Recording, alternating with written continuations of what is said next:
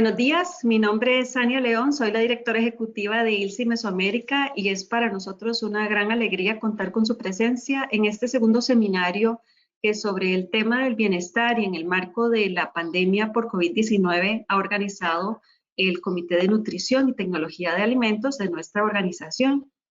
Quiero recordarles que esta es una serie que mensualmente vamos a tener y aquí están las fechas ya de todos los temas que vamos a estar desarrollando. El primero fue hace un mes y una semana, hoy estamos en el de salud emocional y así sucesivamente vamos a tener temas de alta importancia donde se van a desarrollar los temas desde el punto de vista científico, de lo que son, cuál es el impacto en la salud, etcétera, pero además con recomendaciones claras de cómo podríamos nosotros lograr tener la mayor posibilidad de acceder y de estar en el mejor nivel en cada uno de los temas. Y por eso es que es tan importante y por eso queremos invitarlos hoy a que tomen nota de estas fechas, porque van a recibir las invitaciones aproximadamente un mes antes, pero para que si pueden lo anotan de una vez en su agenda.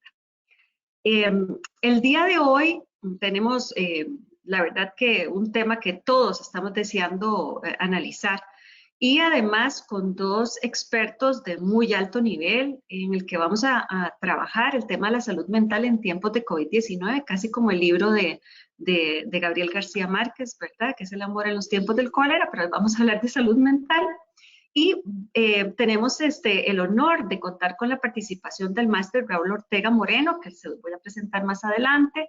Él nos acompaña dándole soporte a la profesora Eva Carazo, que no nos pudo acompañar por temas personales, y agradecemos una vez más a Raúl por acompañarnos el día de hoy, que de una manera de ayer para hoy nos dijo que sí, así que muchas gracias, Raúl, hacemos público el agradecimiento. Y también con la doctora Gabriela García Tono, que ahora también se la voy a presentar, que nos va a hablar de cómo lograr esa mitigación de las consecuencias de esta situación en la que estamos viviendo y en la que vamos a vivir durante muchos meses más. Y este es un trabajo que hemos desarrollado en ILSI Mesoamérica y que lo hacemos para todos los temas donde decidimos trabajar. Y es que identificamos estos retos que pueden ser a veces nacionales, a veces regionales, unimos las capacidades técnico-científicas de profesionales que vienen de la industria, de la academia y de los gobiernos, siempre con el fin último de favorecer ese impacto positivo en la salud pública y del ambiente. Porque somos una ONG sin fines de lucro tripartita, donde estos grupos tan especiales de personas trabajan con un fin último que es, por supuesto, lograr este impacto positivo. Existimos en todo el planeta y por eso es que es interesante también porque podemos tener acceso a científicos, a información científica de todo el mundo. Y pues no me queda nada más que decirles que por favor visiten nuestra página web para que revisen todos los proyectos que tenemos, todas las cosas que hacemos con la mayor excelencia posible y con muchísimo cariño para toda la región. Quisiera brindarles una indicación y es que en su panel de control hay una cajita que es para anotar las preguntas.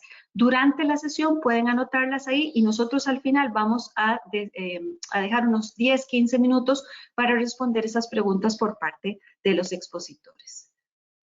También siempre lo hacemos en esta época, tenemos que recordar todos que estamos en pandemia por el COVID-19 y que no debemos dejar atrás ninguna de las medidas que tenemos que tomar, usar la mascarilla, lavarnos las manos, usar alcohol si estamos en lugares fuera y por supuesto siempre informarnos por medios oficiales. Esta es la agenda de hoy, como les comentaba, vamos a iniciar con el doctor Raúl Ortega Moreno, a quien procedo a presentar. El máster Raúl Ortega Moreno es investigador y docente de la Escuela de Psicología de la Universidad Nacional de Costa Rica, es licenciado en Psicología y diploma de estudios avanzados en el doctorado en Recursos Humanos y Organizaciones, ambos por la Universidad de Barcelona. Tiene un diploma en salud mental en situaciones de violencia política y catástrofes por la Universidad Complutense de Madrid y es máster en gestión integral de riesgo de desastres por Flaxo, Costa Rica. Es representante por la UNA en el Comité Asesor Técnico de Apoyo Psicosocial frente a la Comisión Nacional de Prevención del Riesgo y Atención de Emergencias y miembro de la Mesa Técnica Operativa de Salud Mental y Apoyo Psicosocial coordinada por el Ministerio de Salud desde el inicio de la emergencia sanitaria por COVID-19. Es para nosotros un honor contar con su participación, Raúl. Así que voy a proceder a ponerle el mando para que usted pueda compartir con nosotros su pantalla y iniciar su conferencia. Muchas gracias y bienvenido. Ya podemos ver su presentación. Muchas gracias a ustedes, muchas gracias al Instituto por la invitación. Para mí es un gusto poder estar participando hoy aquí y poder compartir con ustedes un poco la experiencia que hemos tenido desde la Universidad Nacional y en coordinación con otras universidades del país y de fuera del país y con instituciones públicas del país en el abordaje de la salud mental en la pandemia. En la emergencia sanitaria por COVID-19. Lo que voy a centrarme hoy quizás es un poco en el análisis que realizamos, el enfoque para poder realizar el análisis y el abordaje de la emergencia sanitaria desde la perspectiva de acompañamiento, abordaje, intervención psicosocial, depende desde el enfoque que se haga, y también desde la investigación y los resultados de algunas investigaciones que hemos estado trabajando, así como explicarles un poco cuál ha sido el marco de trabajo de estas investigaciones y los principales resultados, especialmente en dos de ellas, una en población general y otra en personas adultas mayores. Sé que tengo poco tiempo, entonces voy a ser lo más efectivo posible con la información. Muy bien. Los temas que vamos a trabajar hoy son dos temas principales, que es la caracterización de la emergencia sanitaria por COVID-19. Esto es necesario y relevante porque esta es una emergencia que es diferente de otras emergencias que hemos vivido anteriormente. Entonces, necesitamos pues, identificar cuáles son los elementos principales que nos hablan de esta emergencia y luego las experiencias de investigación. Muy bien, ¿qué ha pasado, qué está pasando todavía en esta emergencia sanitaria? Nos está pasando varias cosas. Primero, esta es una emergencia que es diferente de otras emergencias que hemos vivido principalmente en el país y entiendo que en otros países también, y es diferente por su impacto y su alcance territorial. Generalmente las experiencias que hemos tenido en el país se sitúan en algún lugar. Pues en Costa Rica se recuerdan situaciones de terremoto, terremoto de Cinchona, terremoto de Nicoya, terremoto de Limón, que son focalizadas en un territorio particular. Cuando pasó el huracán Otto en el 2016, finales del 2016, que lo recordarán bien tanto en Costa Rica como en Nicaragua y en otros lugares de América Central y el Caribe. Pasó por la zona norte del país y pues, sabemos que principalmente afectó la zona de Upal, la zona de Bijagua y similar. Cuando tenemos situaciones de deslizamiento, de inundación o similar, pues también se ocurren en algunas zonas del país. En este caso, esta emergencia sanitaria por COVID-19 tiene un impacto y un alcance territorial que no solo es todo el país, sino que es todo el mundo. De tal manera que pues el alcance es mucho más grande de lo que habitualmente hemos tenido que vivir y eso hace que nos afecte a la hora de considerar los posibles impactos, los posibles efectos. Por otro lado, también está el tema de la temporalidad. Un terremoto dura segundos, si dura un minuto ya es mucho, pueden haber efectos posteriores, réplicas y similar. Cuando hay situaciones de inundación o deslizamientos duran, la temporalidad es muy baja. Los efectos, tanto del terremoto, de la inundación, de los deslizamientos o las tormentas tropicales o huracanes, son mucho más grandes que el tiempo que dura el evento, pero en este caso la temporalidad de esta emergencia sanitaria, pues sabemos cuándo inició, no sabemos cuándo va a terminar. Sabemos que hay una serie de medidas que se están tomando para poder asegurar retornar a lo que llaman pues, a la normalidad, o la nueva normalidad, no sabemos cómo lo están llamando, pero en este caso el nivel de incertidumbre que genera esta temporalidad sin límite hace que los efectos también en la salud mental, la salud psicosocial sean relevantes.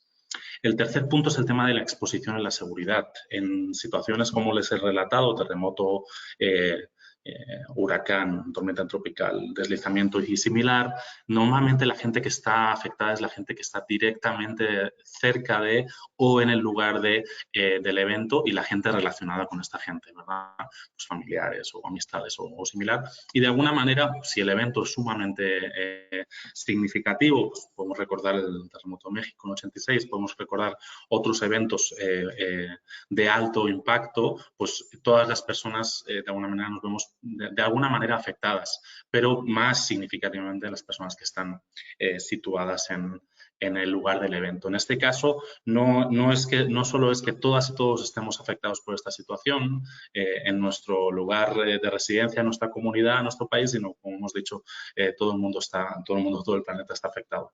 En este caso, a nivel de seguridad, ni siquiera estando en casa nos podemos sentir seguros, seguras, ¿verdad? De tal manera que el virus puede entrar de alguna manera en la que no podemos controlar. Por último, a nivel de opciones de apoyo y acompañamiento, por lo general, en situaciones de emergencia y desastre, hay equipos especializados que se desplazan a los lugares a dar algún tipo de acompañamiento. Generalmente, los primeros equipos que se desplazan a situaciones de emergencia pues, son los equipos de seguridad, los equipos de medicina o de salud y seguidamente pues, ya casi estamos llegando a los equipos de salud mental y apoyo psicosocial, acompañamiento psicosocial. En este caso, esta situación de emergencia, no es posible llegar a todos lados, no es posible llegar a un lugar y generalmente lo estamos haciendo por este formato virtual, sabiendo que en situaciones de emergencia quien primero da el acompañamiento siempre es la comunidad, siempre son los grupos de apoyo más cercanos y no tanto los equipos especializados, ¿verdad? Y en este caso, pues aquí también un poco las recomendaciones van en esa línea de que sigan siendo las poblaciones cercanas las que hagan y las redes de apoyo cercanas las que hagan el acompañamiento o estén presentes para el acompañamiento. ¿Eso qué significa? Significa que hay 4 principales situaciones que analizamos y que están presentes a la hora de intentar revisar este impacto, como son la incertidumbre elevada, es demasiada incertidumbre, constante incertidumbre, cambiando constantemente los criterios para poder valorar las situaciones. Eso hace, pues, por ejemplo, que aunque estemos en una situación donde haya un exceso de información, incluso el exceso de información se convierte en un problema para la incertidumbre, ¿verdad? Por otro lado, es el estado de alerta constante. Ya saben que cuando hay una situación de emergencia, una situación crítica, pues se nos activa el sistema simpático, ¿sí? Y nos ponemos en situación de alerta y nos ponemos en esa acción de lucha o huida y en este caso, pues llevamos un estado de alerta constante prácticamente sostenido desde el inicio de la emergencia. Cualquier cosa nos pone en situación de alerta y eso hace pues, que tenga un efecto significativo para nuestra salud física, no solo para nuestra salud mental. 3 principales consecuencias, miedo, ansiedad y frustración, ¿no? El miedo al contagio propio, al contagio de otras personas, la ansiedad por esa incertidumbre elevada y la frustración por el cambio de las rutinas, el cambio de las condiciones y la posibilidad o la imposibilidad de hacer las cosas que hacemos generalmente en la cotidianidad. Por último, el distanciamiento físico y la autonomía se vuelven criterios significativos a la hora de considerar el posible acompañamiento, pero también a la hora de considerar el posible acercamiento en una situación como esta, ¿no? Pues generalmente uno esperaría que en una situación de emergencia me den un abrazo, estén cerca o haya posibilidad de cercanía que ahora mismo no lo hay. Y nuestra autonomía también se ve cuestionada, de tal manera que podemos o no podemos hacer algunas cosas por la situación de restricciones, ya sean recomendaciones o ya sean normativas para asegurar la no transmisión del virus. Esto, hay 2 elementos significativos que nos permiten valorar su posible impacto. Primero, hay condiciones de vulnerabilidad que hacen que los posibles efectos en algunas poblaciones sean mucho mayor. Por ejemplo, las condiciones de género. Ya sabemos que las mujeres están mucho más afectadas en esta situación de emergencia general y en esta en particular, en las situaciones de exclusión y desigualdad. Ya sabemos que los efectos de la pandemia son mucho más fuertes en territorios con mayor desigualdad social. Pues eso hace que los efectos en la salud mental pues, sean mucho mayores. Por otro lado, hay factores protectores como capacidades, experiencia o apoyo mutuo. La experiencia en otras situaciones críticas, las situaciones de apoyo mutuo y solidaridad social reducen el impacto de la emergencia. Cuando hablamos del impacto de la emergencia, hablamos de 2 planos principales, el plano individual y el plano social. Sabemos, como decimos, que hay condiciones de vulnerabilidad y factores protectores determinadas en función del contexto y de la población que van a hacer que los efectos sean mayores o menores y sabemos que el apoyo institucional y la organización comunitaria o el apoyo mutuo van a ser como factores mediadores del posible efecto. En nuestro caso, pues tenemos en cuenta una serie de elementos que nos permiten entender cómo se vive esa experiencia, cómo la están viviendo esa experiencia las personas y nosotras y nosotros, que en este caso pues no lo estamos diciendo mucho, ¿no? Pero también quien investiga, quien interviene, quien acompaña, pues en este caso se ve afectada, ha pasado por COVID o ella o las personas cercanas o incluso pues hemos sufrido pérdidas también en nuestras familias o nuestras amistades por culpa de COVID, ¿verdad? Aquí nos toca entender, intentar valorar cuál es la percepción de la persona, cómo vive su autonomía, su capacidad de adaptación, su salud física, sus recursos, vínculos y capacidades para poder afrontar esta situación. Y sobre eso, sobre donde hemos estado considerando los diferentes estudios que hemos estado realizando. En cuanto a respuestas individuales, pues generalmente nos enfocamos en 5 grupos de respuestas conductuales, como puede ser comer mucho o comer poco, una respuesta conductual, respuestas afectivas, ansiedad, estrés, miedo, preocupación, respuestas corporales como dolores, no sé si les ha pasado mucho esto de estar delante de la pantalla, pues nos afecta a la espalda, nos afecta a las manos, ¿verdad? Pero también tenemos dolor de cabeza, puede ser que tengamos dolor de estómago, puede ser que el ciclo menstrual se haya modificado durante las fases más críticas de la pandemia.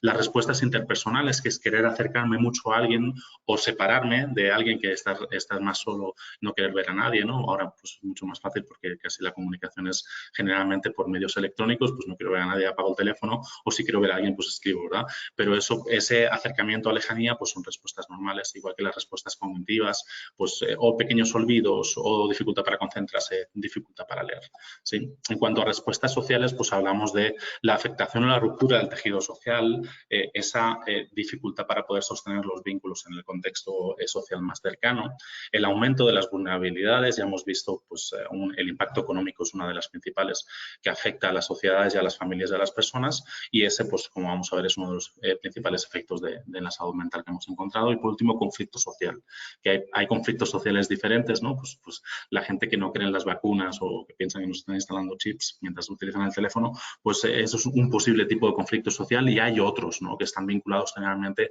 a los problemas de desigualdad que vivimos en nuestros territorios, bueno, y específicamente Costa Rica como uno de los países más desiguales del mundo, ¿no? Muy bien.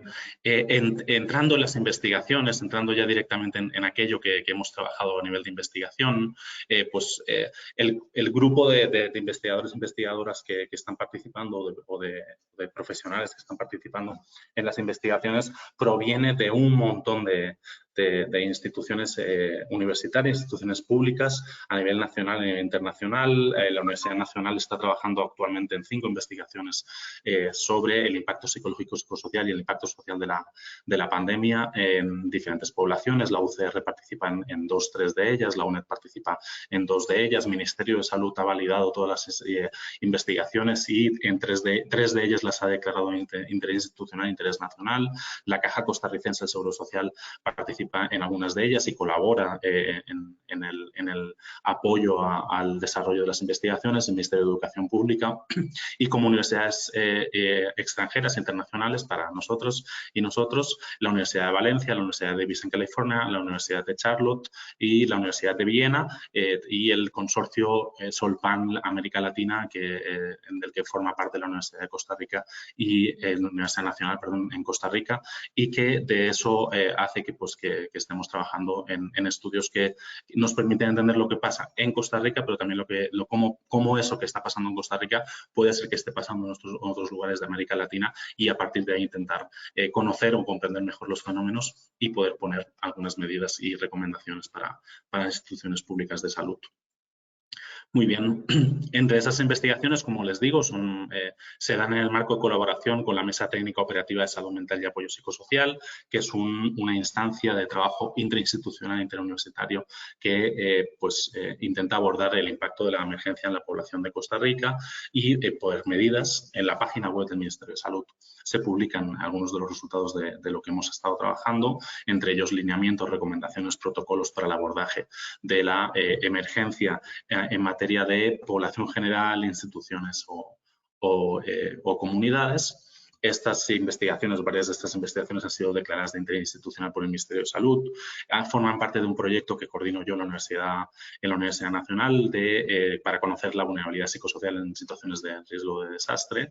Hay colaboración institucional interuniversitaria, como les decía, y trabajamos con procesos psicológicos y psicosociales. Salud mental en general, resiliencia, depresión, ansiedad, burnout, o síndrome de estar quemado, quemada, percepción del riesgo y demás. Muy bien, empecemos por la primera. La primera es una investigación sobre salud mental el impacto de la salud mental en personas adultas mayores durante la emergencia sanitaria. Esa es una experiencia que está coordinada desde la Universidad Nacional con participación de varias universidades y que nos ha permitido pues, realizar entrevistas telefónicas con 218 personas durante finales del año pasado con una edad promedio de 70 años, con un rango de 60 a 90. Es una investigación que es una investigación longitudinal, empezó el año pasado, continúa ahora mismo a final de este mes, se vuelven a realizar entrevistas y se volverá a realizar a final de año. Está financiada por los fondos propios de la Universidad Nacional y con participación en diferentes fases del proyecto con parte de estas universidades, ¿verdad? En ¿qué principales resultados que hemos encontrado? Bueno, esto es un poco de caracterización de la población. El 80% vive con pareja, hijos, hijas, nietos o nietas y otros familiares, o bien solo un 20%, con estudios profesionales medios a altos un 50% y en situación de jubilación un 60%, un 80% mujeres, un 20% hombres. El 99,5% de la población adulta mayor refiere seguir las medidas recomendadas por el Gobierno para el control epidemiológico. Esto es muy importante porque nos permite ver que de repente aquellas poblaciones que pues, por la situación de pandemia, por este tipo de virus, son más vulnerables a poder ser contagiadas y a poder tener efectos durante la pandemia, pues tienen más conciencia o tienen una conciencia de seguir esas recomendaciones para asegurar el bajo contagio. Un 98% aproximadamente sigue las medidas de distanciamiento físico y también la socialización en burbujas, que es como se ha denominado aquí la movilización a través de ciclos, núcleos familiares o sociales. A nivel de preocupaciones, refieren 4 preocupaciones principales ordenadas de más a menos. Primero, les preocupa la situación general del país. Segundo, la salud de sus personas familiares. La tercera, la salud personal. Y cuarto, la situación económica de la familia. Y no hay mucha distancia entre esas preocupaciones entre sí. A nivel de salud mental, en términos generales, las personas valoran muy buena su salud. Sin embargo, la percepción de su salud comparada con la salud previa a la situación de pandemia se sitúan en puntajes medios. Reportan bajos puntajes e indicadores de salud mental como ansiedad, depresión o vulnerabilidad psicológica en general y altos porcentajes en capacidad de afrontamiento como pensamiento positivo ante la adversidad, control personal, resiliencia y sentimientos de eficacia personal. Una relevancia ante esto es que la mayoría de las personas reportan no tener dificultades funcionales antes de la pandemia y que no han sido alteradas estas capacidades durante la pandemia. Este es un estudio cuyos resultados no podemos asegurar que se trasladen a todas las poblaciones adultas mayores, pero sí nos dan algunas tendencias que nos permiten, pues quizás reflexionar acerca de cómo estos efectos en esta población que normalmente se considera población vulnerable, pues de repente nos hace pensar que hay cosas que aprender, hay cosas que considerar y que reconocer a esta población y que hay que tenerla en cuenta tanto en el manejo cotidiano con nuestros círculos y redes sociales familiares y comunitarias y también para tomar medidas a nivel público. Muy bien, la segunda investigación no tenemos los resultados todavía, pero sí que queremos mencionarla. Es una investigación coordinada desde la Universidad de Costa Rica con participación de la Universidad Nacional, donde estamos trabajando para conocer los efectos de la situación de pandemia con los profesionales y las profesionales de primera línea de atención de la caja. Esto es una investigación que seguramente no sacaremos los resultados porque las universidades públicas nos hemos ofrecido a la Caja Costarricense del Seguro Social para que tenga conocimiento de cómo está siendo el impacto y poder a partir de ahí construir estrategias para su reducción, ¿verdad? Y la tercera investigación que les voy a presentar hoy es una investigación que está coordinada por la UNED con participación de la Universidad Nacional, que intenta conocer el estado de la salud mental y el impacto psicológico y psicosocial de la emergencia en la población general de Costa Rica. Este es un estudio que ya va por su tercera medición La primera medición en marzo del año pasado, la segunda en octubre, la tercera empezó ahora en abril de este año y se espera hacer otra medición a final de año, a final de 2021. Es una investigación, todas las investigaciones se han realizado por medio telefónico o a través de encuestas virtuales. Esta también. En este caso tenemos una investigación centrada en Costa Rica, con población de 15 a 80 años, un estudio cuantitativo con un cuestionario estructurado a través de Internet. Alrededor de 7.000 cuestionarios fueron contestados. Se ponderó por diferentes criterios la muestra y tenemos pues algunos resultados que son interesantes, relevantes y que nos permiten entender que ha habido realmente un impacto, y eso lo hemos hecho a partir de pues, una serie de objetivos que nos permiten pues, significar el estado de la población en los diferentes respuestas que les comentaba anteriormente que hemos medido, también conocer los recursos de afrontamiento, cuáles son algunos elementos que nos permiten definir qué poblaciones, cómo están viviendo el impacto y cómo gestionan la crisis, y ver pues, cuál es el porcentaje también de cumplimiento de las medidas. Los temas investigados, pues, como ven, son dimensiones psicológicas, psicosociales, padecimientos en salud, medios de información por los que se informa a la población, acciones para mejorar la situación que plantea la población, también pues, conocer qué opina la población sobre cosas que se pueden hacer, pues el nivel de afectación en la comunidad, cumplimiento de medidas, percepción del riesgo, motivos por el no cumplimiento, acceso a zonas verdes que pueden ser también pues, vinculadas con efecto en la salud y razones por las que no se quedan en casa. Muy bien, los principales resultados son estos. Tenemos que, alrededor de un 50% de la población menciona tener síntomas de ansiedad, manifiestan miedo social o miedo físico o miedo emocional al contagio, miedo social al contagio un 90%, miedo físico, manifestaciones físicas de miedo un 50%, manifestaciones emocionales al miedo entre un 60 y un 70%, la adherencia a las medidas de protección, la gente pues un 60%, entre un 50 y un 60% manifiestan que hacen acciones proactivas para protegerse frente a la pandemia. A nivel de la calidad de vida profesional es una medida que nos permite entender cuánto las personas son conscientes de y están afectadas por la situación de emergencia. Entonces tenemos que entre un 80% aproximadamente de las personas manifiestan ese tipo de afectación. Síntomas de depresión alrededor del 60%, síntomas de estrés entre un 40 y un 50% y capacidad de afrontamiento alrededor del 40%. Eso a nivel de cumplimiento de medidas, pues tenemos que, pues hay algunas medidas que son más cumplidas que otras. Como pueden ver aquí, pues evitar el contacto con personas que están enfermas alrededor de un 90%, lavarse las manos con agua y jabón, que ha sido una de las cosas que más se ha insistido por los medios de comunicación, los medios públicos, pues alrededor de un 90% también, igual que el uso de la mascarilla, o cubrirse la boca cuando se tose o estornuda. Establecer un manejo de residuos en el domicilio y respetar la restricción vehicular, que los estudios que se han hecho en el país nos muestran que la restricción vehicular es de las medidas que más impacto tiene para reducir el contagio. Las que menos, las compras tipo estrés, el no salir de casa, utilizar el teletrabajo, las compras colectivas, la planificación y pues el seguimiento de las conversaciones con las amistades por teléfono e internet, que también están bajas. A nivel de cumplimiento de medidas, nos pareció relevante hacer un estudio para ver la comparación entre antes y después. Y vemos que los datos de octubre a marzo, los marzos son azul, los octubres son naranja, ha habido una reducción en la aplicación de las medidas y luego pues, hemos hecho un análisis cruzado y vemos que está muy relacionado con el impacto económico en la población, ¿verdad?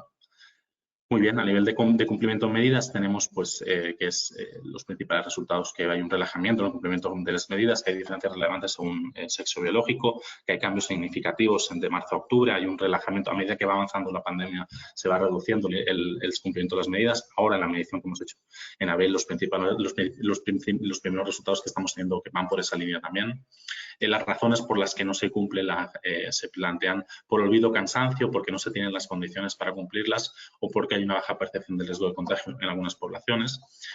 Las personas se informan a través del del principal medio del Ministerio de Salud, los noticieros nacionales que generalmente conectan con las ruedas de prensa del Ministerio de Salud y esas conferencias de prensa a mediodía que antes eran diarias y ahora se van saltando 2 días, 3 días o una vez a la semana. Muy bien, principales conclusiones. Un 30% de la población ha podido presentar afectación significativa o grave en su salud mental en algún momento durante la emergencia sanitaria, un 61% sintomatología depresiva y un 44% ansiedad generalizada severa. Más de la mitad de la población obtiene puntuaciones bajas en resiliencia. Eso quiere decir que sus estrategias de afrontamiento no permiten reducir el impacto o no se están adaptando de la mejor manera a la situación de emergencia. Hay grupos con mayor nivel de afectación, personas sin ingresos estables, desempleadas o sin estabilidad laboral, con bajo nivel educativo y mujeres. Son los grupos poblacionales y los grupos de la muestra con mayor afectación. Y hay factores protectores identificados: ingreso estable y suficiente, estabilidad laboral, escolaridad y quienes cuentan con redes de apoyo familiares y comunitarias. Las mujeres obtienen puntuaciones superiores a los hombres, es decir, mayor impacto en la mayoría de las medidas realizadas, y donde no fue superior no hay diferencias significativas. La emergencia sanitaria y la perspectiva de contagiarse o que se contagien personas a su alrededor generan reacciones físicas y emocionales adversas en la población. Un 90% de la población manifiesta tener miedo al COVID y la población sí se adhiere a las medidas de protección de forma general, pero ese cumplimiento, como les decía, se ha ido reduciendo progresivamente. Y esto es lo que les traía hoy aquí. Creo que hay un espacio posteriormente de dudas, consultas y comentarios. Un gusto pues, poder presentarles y a disposición. Muchas gracias, profesor, por su presentación. De verdad que muy interesante, porque además lo que usted está notando es exactamente lo que estamos viendo, ¿verdad? Cómo estamos pasando a un nivel de incumplimiento que está generando pues esta tercera ola, además tan grave, ¿verdad? Con tantísimos casos. Y esto no es solo de Costa Rica, lo vemos en realidad en todo el mundo, ¿verdad? Como después de 14 meses de estar en pandemia, pues se está presentando este tema y posiblemente sean por las mismas 3 razones que usted está notando, ¿verdad? Así que es muy interesante. Muchas gracias y sí, vamos a esperar las preguntas de los participantes. Vamos de inmediato a presentar a la doctora Gabriela Darcietono. Ella es máster en psicología clínica con experiencia de más de 30 años en el trabajo con niños, adolescentes, adultos, parejas y familia. Trabaja en el Hospital de Niños y fue miembro fundador del CEAP, que es el Centro de Estudios y Atención Psicológica y Pedagógica. Perdón. Ha tenido oportunidad de enriquecerse de la supervisión y del intercambio con variedad de profesionales en el ámbito de la salud mental, así como de la participación de múltiples experiencias formativas que le ofrecen la posibilidad de sólidos abordajes teórico-prácticos de corte humanista, dinámico con los pacientes adultos. Bienvenida, doctora García, muchas gracias por compartir el día de hoy con nosotros esta presentación y esperamos pues que sea, por supuesto, sumamente útil para todos el conocer esas medidas de contingencia que sabemos que son vitales para seguir adelante en estos meses que nos faltan, que no son 1 ni 2 y que tenemos que también comprender que esa es nuestra realidad. Y ya podemos ver su presentación. Muchas gracias. Adelante. El audio, me parece, ¿verdad? ¿No me están escuchando? Ahora sí, señora, ahora sí. Adelante. Perfecto. Bueno, muchísimas gracias y creo que mi presentación va muy de la mano, en efecto, de lo que el doctor o máster Ortega estuvo comentándonos. Yo no soy investigadora, estrictamente hablando, soy psicóloga clínica, por lo que de alguna manera la experiencia que yo les voy a compartir nace precisamente de la casuística y sobre esa línea he construido esta presentación. Van a ver algunos aspectos que de alguna u otra manera voy a repetir, voy a tratar de ser breve, porque de alguna forma ya con la presentación anterior se plantearon muchos de los aspectos que quería comentarles yo también.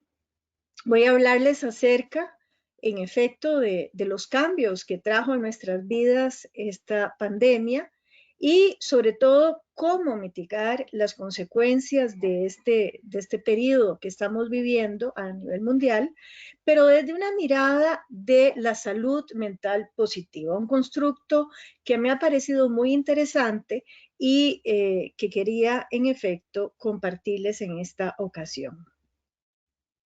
Bien, la pandemia, como todos hemos vivido, ha cambiado la forma en cómo vivíamos la vida anteriormente. Ha traído incertidumbre, inseguridades, rutinas diarias que se han visto alteradas, presiones económicas por pérdidas de trabajo, por la disminución de las jornadas laborales, el aislamiento social por el que muchos hemos vivido, entre otros factores que ya la presentación anterior nos mostró. Nos preocupamos por enfermarnos o por restablecer nuestra salud, por enfermar a otros o por la pérdida de seres queridos, por cuánto tiempo durará esta pandemia y qué nos depara el futuro. El exceso de información, los rumores y las noticias erróneas pueden también hacer que nos sintamos sin control y que no tengamos claro qué hacer. Como síntomas psicológicos, veíamos también en la presentación anterior, hemos sentido estrés, ansiedad, miedo, tristeza, soledad.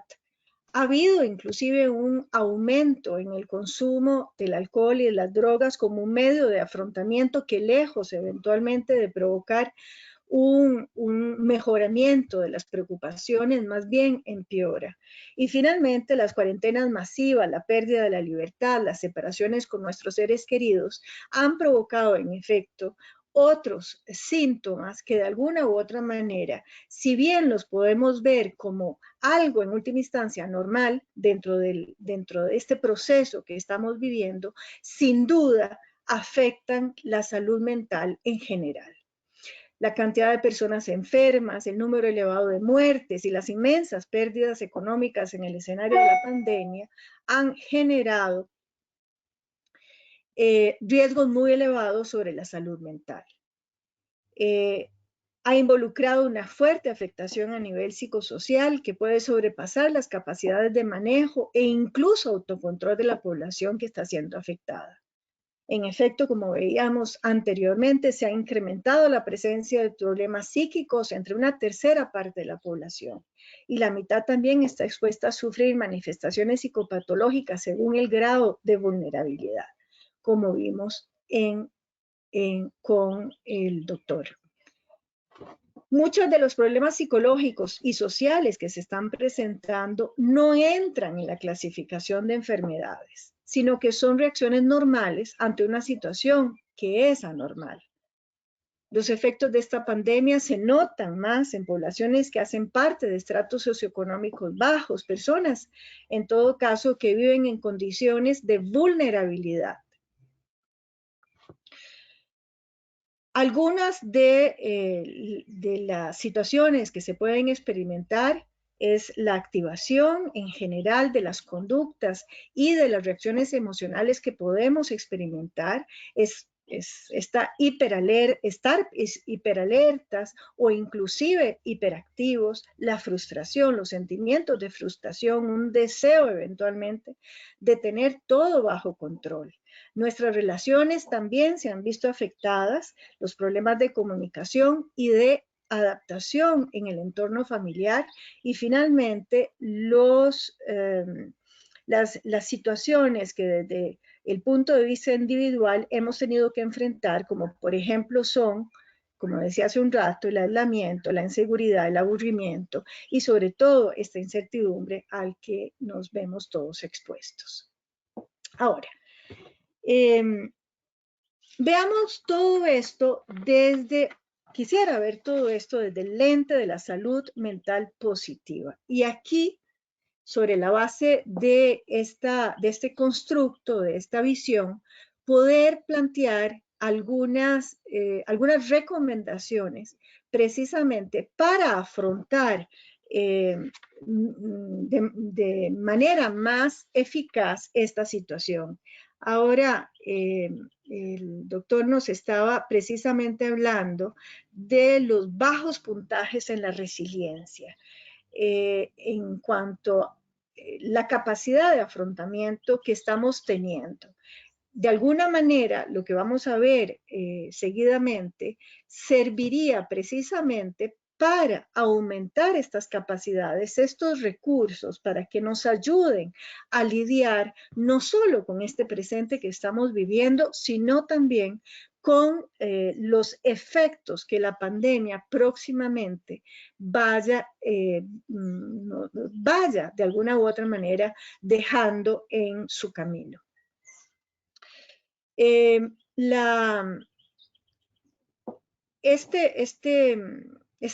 término nace ya en 1999 en el marco de la Asociación de Psicología Americana por parte de su presidente, Martin Seligman, quien propuso abordar científicamente las fortalezas y las virtudes de los seres humanos. En este sentido, se construye este constructo salud mental positiva, que es un concepto que se refiere a esa parte de la mente que da fuerza y energía para afrontar las adversidades y salir de ellas. Ese ser resiliente del que tanto últimamente se escucha hablar. Desde esta perspectiva, la psicología busca potenciar las fortalezas de los individuos para que estos funcionen como amortiguador ante la adversidad. La salud mental positiva es entonces un estado dinámico y fluctuante en el que la persona intenta sentir y estar lo mejor posible dentro de las circunstancias en las que se encuentre. No importa la situación que está viviendo la persona, independientemente de la adversidad que experimenta, la idea es que pueda, en efecto, sentirse aún así lo mejor posible. Hay algunos aspectos importantes que debemos de considerar. El ser humano viene programado para experimentar todo tipo de emociones y para tener múltiples pensamientos. Y todos estos son válidos y son sanos. Nada es malo. Es muy sano mentalmente que las personas experimenten emociones displacenteras. No solo es sano, sino que inclusive inevitable. Por lo que no se espera que se pase por la situación de gravedad o de crisis, como la que estamos viviendo, sin experimentar en mayor o menor medida algunos o varios de los sentimientos negativos de los que hemos hablado. Ansiedad, depresión, pánico, etcétera, incertidumbre, etcétera, etcétera. Así como hay que potenciar estados de bienestar y felicidad, también hay que aceptar estados de malestar, entendiendo que en muchas ocasiones, como estas, lo verdaderamente sano mentalmente, la verdadera salud mental positiva es estar triste, decepcionado y preocupado. Ahora, por supuesto que tenemos algunos indicadores límites de alerta que son necesarios considerar. En este sentido, no se pretende que las personas estén siempre felices o contentas, que piensen en positivo, que sientan bienestar o que tengan ganas de hacer muchas cosas bonitas. No es eso lo que se pretende, ¿verdad? Este sentido, el sentido de salud mental positiva es otro, es más un sentido de aceptación del momento actual. Hay que aceptar que las personas a lo largo del día y a lo largo de nuestra vida pasamos momentos, días y periodos de sufrimiento, de preocupación y de malestar. Y estas señales pueden ser las que vemos a continuación. Si, por ejemplo, cuando una reacción o un sentimiento, especialmente de carácter negativo y que bloquea a la persona, se prolonga mucho en el tiempo, de pronto hay, en efecto, que darle algún tipo de atención. La intensidad también, la intensidad de la respuesta. que lleva eventualmente la pérdida de control sobre las reacciones conductuales o las reacciones emocionales, también hay que prestarle atención. Finalmente, también la frecuencia, que aunque es importante vivir y sentir todo tipo de sentimientos y pensamientos, sí, aún aquellos de carácter negativo, pero si estos son muy frecuentes, evitando que la persona en efecto viva de una forma capaz de afrontar la situación de vida, también debemos de prestar atención. Cuando las respuestas emocionales y los pensamientos afectan el desarrollo de las necesidades básicas como el dormir, la pérdida del apetito, el desinterés por las cosas de la vida, impidiendo la funcionalidad de la persona en el diario vivir, también son sinónimos de alerta. Cuando hay una diferencia en el patrón habitual de respuestas de la persona, haciendo o mostrando reacciones que no son habituales en su patrón de respuesta, debemos de prestar atención. Y finalmente, cuando la respuesta emocional o el comportamiento de la persona tiene consecuencias negativas para sí mismo o para los demás, también puede ser una señal de atención y de alerta. Ninguno de estos aspectos debe de servir como diagnóstico, pero sí eventualmente aspectos que pueden señalar que a la larga necesitamos algún tipo de ayuda, eventualmente inclusive profesional. Como decía el presentador anterior, en efecto, la comunidad, la comunidad, los recursos que la persona eventualmente encuentra a la mano a través de su familia, de su contexto social y comunitario, son los primeros recursos por los cuales la persona, a través de los cuales la persona debe recibir los primeros auxilios o las primeras atenciones. Pero cuando estos eventualmente no son funcionales o no son suficientes, eventualmente el recurso profesional es el siguiente nivel. Bien, la salud mental positiva es un estado, entonces, como decíamos anteriormente, dinámico y fluctuante. Engloba sentimientos, pensamientos y comportamientos tanto positivos como negativos y presenta una correlación positiva con el autocuidado y es altamente susceptible de ser fortalecida con acciones concretas. A mí aquí me gustaría un poco hacer énfasis en este momento en esta correlación con el autocuidado. Aquí empezamos a ver qué tipo de cosas podemos hacer concretas para fortalecer estos elementos que componen la salud mental positiva. Los estudios mostraron que a más autocuidado, mejor salud mental y a mejor salud mental positiva, más capacidad de autocuidado.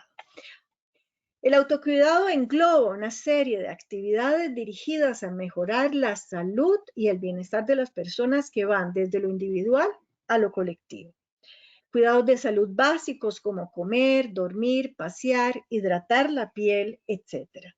Todo esto genera sentimientos de bienestar y estimula a la persona actuando positivamente sobre la satisfacción personal, las ganas de establecer y potenciar relaciones sociales, la energía para resolver problemas, entre otros.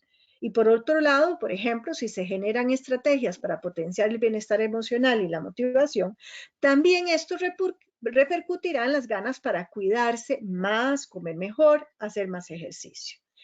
Esta es una relación bidireccional y circular entre cuidado y autocuidado y salud mental. Se potencian una con la otra.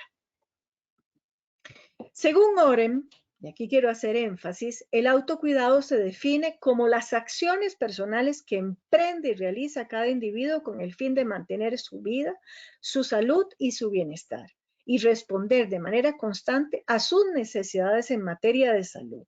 Y por supuesto, a mayor razón en situaciones de crisis como la que estamos viviendo.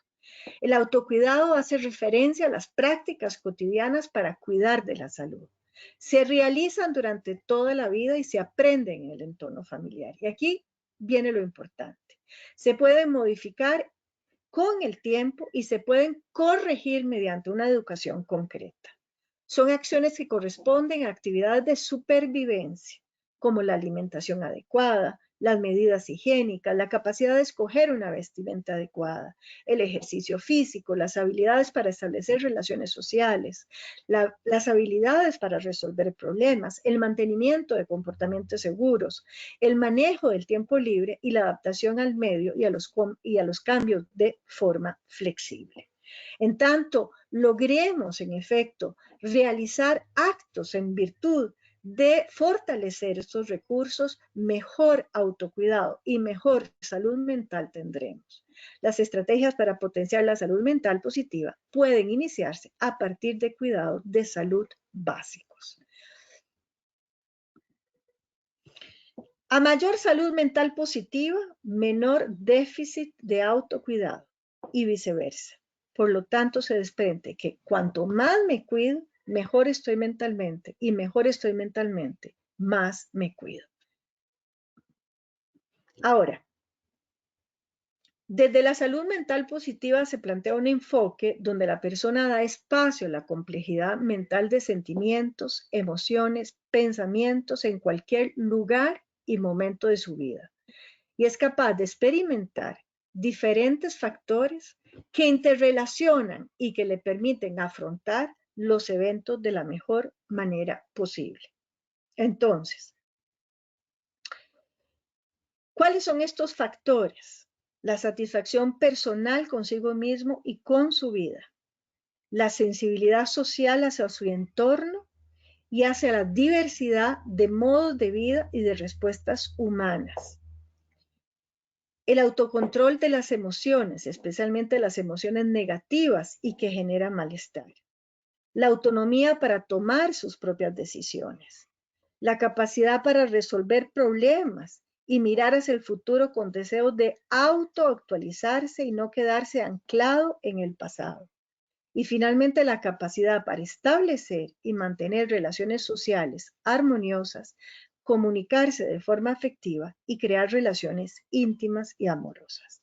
En la medida en que estos factores estén presentes, mayor salud mental positiva tendremos. Ahora, lo importante aquí es que cada uno de estos elementos o de estos factores pueden, en efecto, aprenderse y ensancharse en estos momentos. Otro elemento fundamental de esta visión es que cualquiera de estos factores puede estar presente en mayor medida compensando otros que eventualmente no están siendo fortalecidos o no están siendo o no están presentes en la misma manera. Entonces, unos compensan a los otros y mientras tanto, de alguna manera, lo que tenemos que hacer es tratar de buscar recursos que nos ayuden a fortalecer aquellos que necesitamos ensanchar o empoderar. Ahora, a manera de conclusión, vemos cómo las estrategias para potenciar la salud mental positiva pueden iniciarse a partir de cuidados de salud básicos. Eso es fundamental y hasta cierto punto, si se quiere, visto desde una perspectiva general, es relativamente obvio, natural y simple, si se quiere. Por otro lado, la búsqueda activa de la salud mental positiva tiene que ver con la seguridad de que el ser humano a lo largo de su vida experimentará sentimientos, pensamientos y emociones positivas y negativas y vivirá situaciones agradables y situaciones difíciles o dolorosas, sobre todo en situaciones como las que estamos viviendo.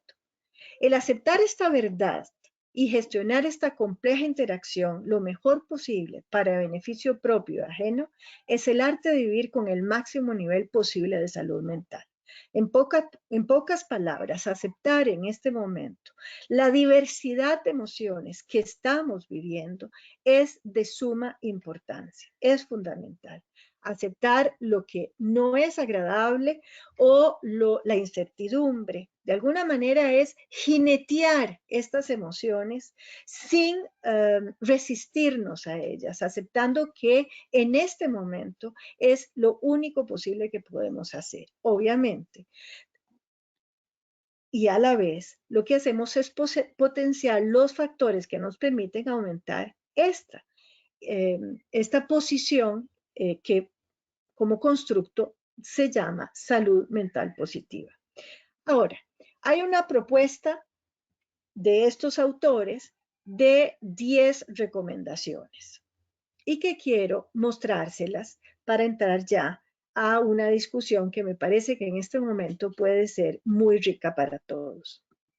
Y ellos lo llaman como un decálogo de salud mental positiva. Uno es valorar positivamente las cosas buenas que tenemos en nuestra vida. Las cosas sencillas, cosas que de alguna u otra manera pueden denotar en efecto cosas obvias, pero que de alguna u otra manera nos dan nos pueden permitir algún tipo de esperanza, algún tipo de efecto positivo frente a las realidades que estamos viviendo. Poner cariño a las actividades, por más simples que éstas sean, de la vida cotidiana. Si vamos a cocinar, hacerlo con especial cuidado, con especial atención, de manera tal que tenga un efecto, un impacto, aquel acto sencillo que estamos realizando que tenga un impacto positivo en el momento en que lo estamos viviendo. No ser muy severos con nosotros mismos ni con los demás, no juzgar, no calificar, no culpar, ser de alguna u otra manera suaves con lo que estamos viviendo, ser compasivos con lo que estamos experimentando cada uno de nosotros. No dejar que las emociones negativas bloqueen nuestra vida, y esto tal vez es uno de los efectos más difíciles de lograr, porque de alguna manera las emociones negativas pueden de alguna forma tener un impacto muy significativo a lo largo del día y a lo largo de los días en nosotros. Sin embargo, no permitir que estas emociones nos embarguen es uno de los efectos de los retos mayores que tenemos en este momento. Pero bueno, cada uno de estas propuestas pueden ayudar en efecto que el sostener, el no permitir en efecto sentirnos abrumados por las emociones negativas sea de alguna manera un hecho de menos violencia para cada uno de nosotros. Tomar conciencia de los buenos momentos que pasan en nuestra vida, cuando están ocurriendo, aún, y repito, como decíamos hace un minuto, cuando son cosas inclusive en apariencia insignificantes. No tener miedo de experimentar el llorar o el sentir emociones o pensamientos negativos. Aún en situaciones de incertidumbre, o peor aún en situaciones en donde estamos experimentando realmente situaciones de envergadura como no solo, por ejemplo, el aislamiento social, sino inclusive la pérdida de nuestros seres queridos. Buscar espacios y actividades para relajarnos mentalmente, buscar pasatiempos, encontrar pasatiempos. Yo hablo mucho con mis pacientes en este momento precisamente en lograr aquellas cosas que eventualmente hemos querido realizar a través de los años y que no lo hemos hecho. Buscar realizar esas actividades que eventualmente podrían provocar una posibilidad de sentirnos más tranquilos o de conectarnos con esos espacios de positividad y de esperanza. intentar ir resolviendo poco a poco los problemas que vayan surgiendo y no pretender resolverlos todos en un mismo momento. Cuidar de nuestras relaciones interpersonales en un momento en donde, en efecto, en las casas están ocurriendo situaciones de mucha tensión. Los niños que están haciendo trabajos o educación virtual, los adultos que estamos trabajando desde las casas, las interacciones difíciles que a veces surgen en estos contextos. Y finalmente, no hay que olvidarse de pintar la vida con humor para que ésta tenga más color. Este decálogo de salud mental positiva es un constructo, un modelo multifactorial de salud mental positiva construido por Luke y Canute en 1999. Para los que quieran profundizar sobre este aspecto, los invito a leer, en efecto, el trabajo que esta psicóloga ha venido realizando y que en efecto está teniendo en este momento un aporte significativo para estos momentos de crisis. Finalmente quisiera recordar, piensa que todos los recursos que necesitas están en tu mente. Es una fórmula que realmente funciona. Y no podemos dividir la salud en salud física o salud mental. La distinción entre salud física y salud mental son artificiales, siendo la salud una condición única. Bueno, yo con esto termino y me gustaría más bien aprovechar el tiempo para poder compartir las dudas que hayan surgido a partir de estas presentaciones. Muchas gracias, doctora Gabriela, por su presentación. De verdad que muy bonito. Estábamos comentando las compañeras que qué bonito ese decálogo, ¿verdad? Porque de verdad que lo va pasando uno en diferentes niveles de lo que tiene que revisar y por supuesto, pues para asumir esa salud mental positiva que puede ser definitivamente una herramienta bastante interesante. Tengo una pregunta de María Isabel Catalán. Dice, ¿cómo manejamos a los niños? Obvio, las mamás que estamos cerca de sus aulas virtuales estamos más pendientes de su participación. Los niños se quejan de que los presionamos, sus calificaciones han bajado. ¿Cómo hacemos con los chiquitos que están en la casa estudiando? Y las mamás además con su trabajo y el trabajo de la casa. No puede haber muchacha ayudando en la casa. Esto ha sido también muy normal estos días. ¿Qué recomendación? Contesto yo, ¿verdad? Los dos, un poquito. Gracias. Los dos. Miren, precisamente ayer tuve vi a través de la virtualidad un chico de 9 años de Pérez Celedón que me decía, un chico muy expresivo, que me decía, mire, estoy harto, estoy enojado de todo esto, ya no aguanto más. O sea, nunca en estos días había escuchado un chico que realmente lograra expresar con tal efusión el resultado de toda esta experiencia tan frustrante que han tenido los niños y por supuesto las familias que los acompañan. A mí me parece, como le decía la madre después, tenemos que abrir espacios para validar estas emociones. O sea, básicamente lo que tenemos que hacer es aceptar lo que estamos viviendo y abrir estos espacios en donde podamos, en efecto, solidarizarnos por lo que estamos sintiendo, sin culpabilizar, sin reprimir, sin juzgar. ¿Ok? Por supuesto también ayudando a contener esas emociones, como en el caso de este chico que evidentemente está bastante desbordado, él mismo me decía, tengo mucha ira, ¿ok? Entonces también tenemos que ayudarlos, como adultos, nosotros, ayudarlos a canalizar esa ira, ese enojo, ese malestar, esa angustia, ¿A través de qué? A través no solo de esta validación, sino también ayudándolos a encontrar mecanismos desde el juego, ayudarlos a, por ejemplo, yo a esta señora le decía, viven en el campo y tienen un espacio muy hermoso afuera, en donde hay gallinas, hay una vaca, me decía el niño, póngalo a hacer trabajos, por ejemplo, con sus gallinitas, porque son gallinitas de él, me decía. Ok, perfecto. ¿Qué podés hacer?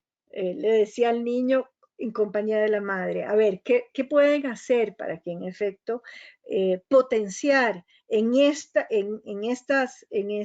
estos recursos que ellos tienen, precisamente potenciar las actividades que este niño puede dedicar en ausencia eventualmente del encuentro con sus pares, ¿ok? O el cansancio que le proporciona el estar al frente de una pantalla durante sus clases virtuales.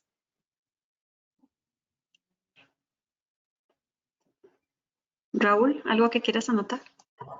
Creo que ya lo comentó prácticamente todo, pero sí hay un par de comentarios. Quizá entender que las situaciones de emergencia favorecen la aparición de problemas psicosociales y la afectación en la salud integral, como decía, pero también entender la salud mental propia y colectiva, y que hay factores propios de niños y niñas que pueden afectar la afectación en esta emergencia. En función de la edad que tengan, pues puede haber mayor vulnerabilidad y mayor proclividad a la ansiedad. Es posible que tengan, pues, o que aparezcan situaciones críticas por problemas en la relación con figuras parentales o con figuras cuidadoras, y también hay que tener en cuenta condiciones previas de salud. Aparecen manifestaciones que pueden considerarse normales, como comentaba la compañera, como ansiedad, como problemas de sueño, como llanto, incluso agresividad o mayor malestar físico, como decíamos, dolor de cabeza o estómago, o mayor ganas de estar cerca, más apego o más demanda. Y ya hemos pasado por un año y 2 meses, ya vamos prácticamente desde el inicio de la emergencia, y eso significa que es posible que se pasen diferentes episodios durante el proceso de la emergencia. Y es posible que a veces se vaya atrás, a veces se vaya adelante, es posible que pasemos por desorganización, por recuperación o que nos volvamos a organizar. Y que eso, pues pensar en una respuesta única es sumamente complejo. Desde la Mesa Técnica Operativa y en coordinación con la Universidad de Costa Rica, la Escuela de Psicología de la Universidad de Costa Rica y la Escuela de Psicología de la Universidad Nacional, elaboramos un documento con recomendaciones en la que dábamos 9 recomendaciones que pasan por entender en familia qué significa estar en emergencia, cuidar la comprensión de la información, hay mucha información, como decíamos, cómo manejarla, establecer y definir rutinas para toda la familia, promover el cuidado del mundo social de las niñas y de los niños, facilitar la expresión y la comprensión de sentimientos, enseñar y acompañar en la higiene, en el manejo de las normas o las recomendaciones dadas desde el Ministerio de Salud, destinar un tiempo al aprendizaje y que ese tiempo pues, pueda ser exclusivo de aprendizaje, también que haya tiempo para ejercicio físico y cuidado de la salud corporal, y, como comentaba, pues evitar el estrés digital, ¿no? Intentar pues tener también rutinas para el uso de las tecnologías. En ese sentido, yo creo que son las mismas recomendaciones que acaba de comentar la compañera, y sería pues por ahí intentar entender también que no todas las poblaciones tienen acceso a los mismos recursos o no todos los contextos tienen el acceso a los mismos recursos, no todos los territorios, y eso hace pues que hay veces que algunas recomendaciones no lleguen igual para todo el mundo, y que pues la posibilidad de poder tener también pues hay acceso público a líneas de ayuda del Colegio de Profesionales de Psicología, del Ministerio de Educación Pública, en caso de que haya alguna recomendación más específica, una situación más específica de salud o de malestar en sus hijos o hijas, ¿no? Gracias a ambos. Nos anotaba María Isabel que el tema de las palabras que usó el niño de Pérez Celedón es exactamente cómo está el hijo de ella, o sea, harto, la palabra es esa. Así que, bueno, espero que con estas recomendaciones, y también creo que es interesante poder revisar estas anotaciones que nos hace Raúl con respecto a que hay documentos, y yo he escuchado que el Ministerio de Educación Pública ha estado muy atento también a atender a los padres, así que yo creo que hay que hacer uso de ese recurso y para mejorar, ¿verdad?, la situación. Tenemos una pregunta bastante interesante desde Colombia, de Patricia, que nos dice que quisiera pedirles a ustedes un apoyo, saber cómo ver la situación de pandemia y además la situación social del país para que no estemos tan enojados, tan reactivos y tan desolados. Es interesante porque además todo esto, como es obvio, ha generado cambios sociales muy importantes y la gente está en esa situación enojada y muy reactiva. Raúl, tal vez, si quieres empezar.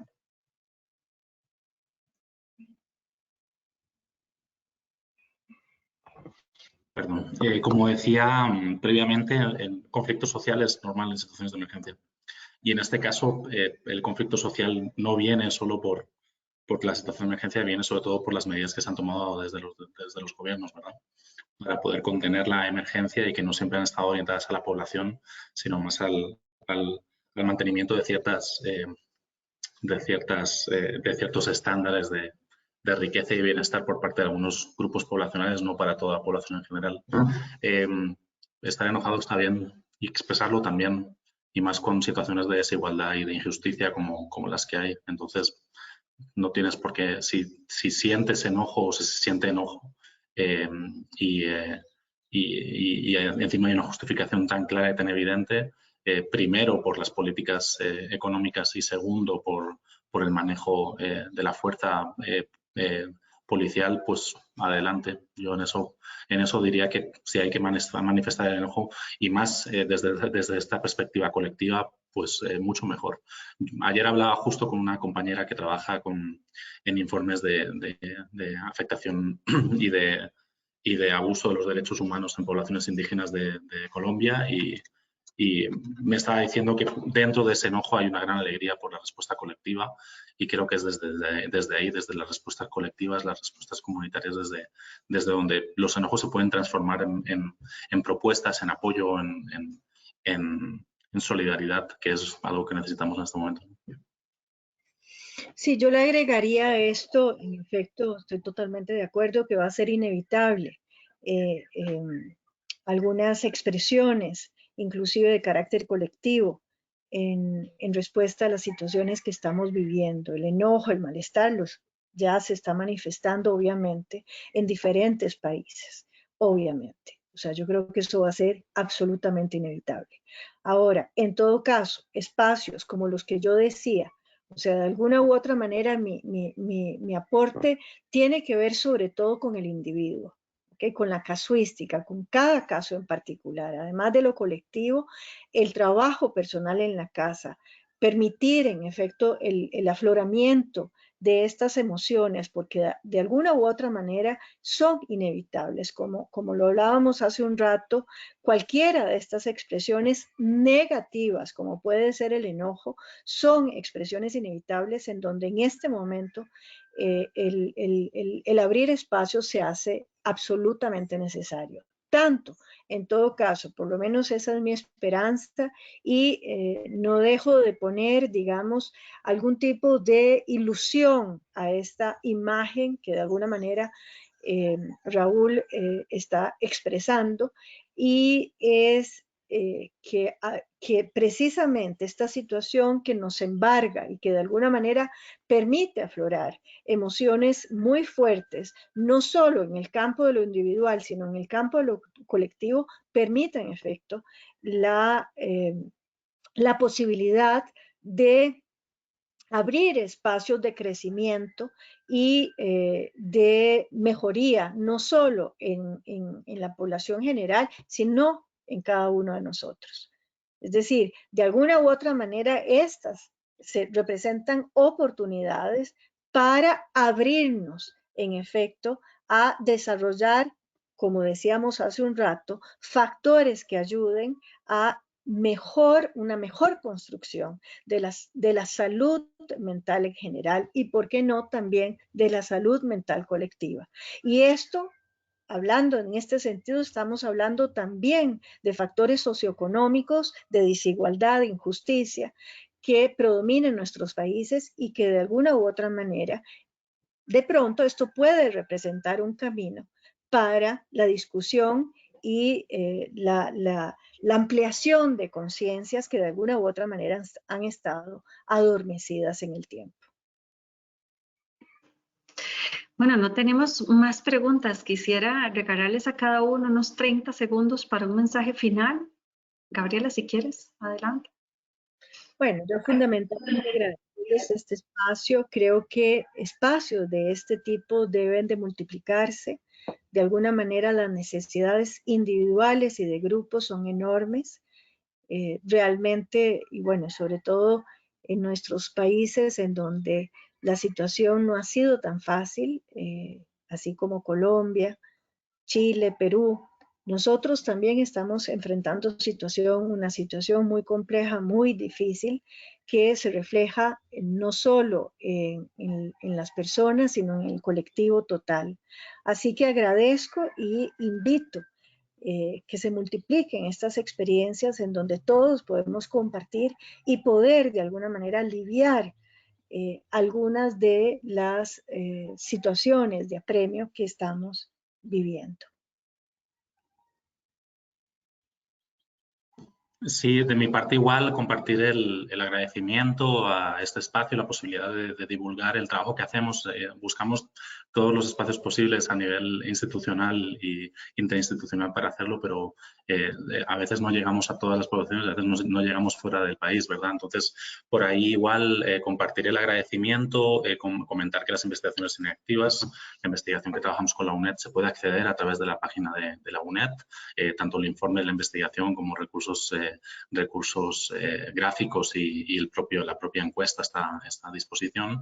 Y igual, pues, fortalecer la idea de que las respuestas colectivas y la solidaridad social y el apoyo mutuo es lo que necesitamos en estos momentos, y también el trabajo para que se quede claro que las desigualdades también generan un impacto en la salud mental, la injusticia, la violencia, y que hacia la reducción de las desigualdades y la denuncia de las injusticias y la violencia es hacia donde podemos seguir construyendo sociedades más justas, sociedades más sanas. Eso sería.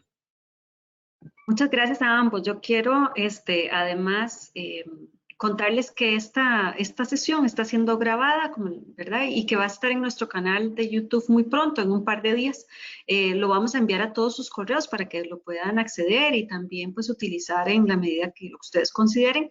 Y por supuesto, invitarles a seguir estando atentos en nuestra página web. Vamos a estar anunciando los próximos seminarios. El que sigue es sobre alimentación sana en esta época, ¿verdad? ¿Cómo logramos? Ya los señores nos comentan de que ha habido un cambio no solo en el consumo de alimentos, sino también incluso de drogas y de alcohol, lo cual normalmente y en algunos de los casos, bueno, yo como nutricionista sabemos que eso está muy relacionado.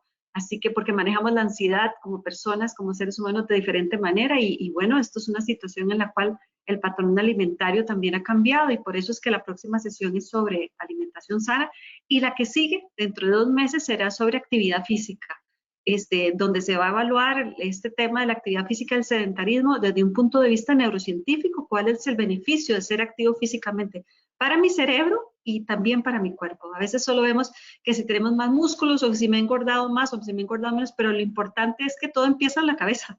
Y entonces, igual que hoy empezamos con la salud mental, esta serie de seminarios, también cuando veamos el tema de la actividad física, vamos a darle un espacio a que comprendamos cuál es el impacto que tiene la actividad física, el ser activo físicamente, directamente sobre nuestro cerebro y entonces cómo podemos desde ahí fluir hacia el resto de nuestras acciones.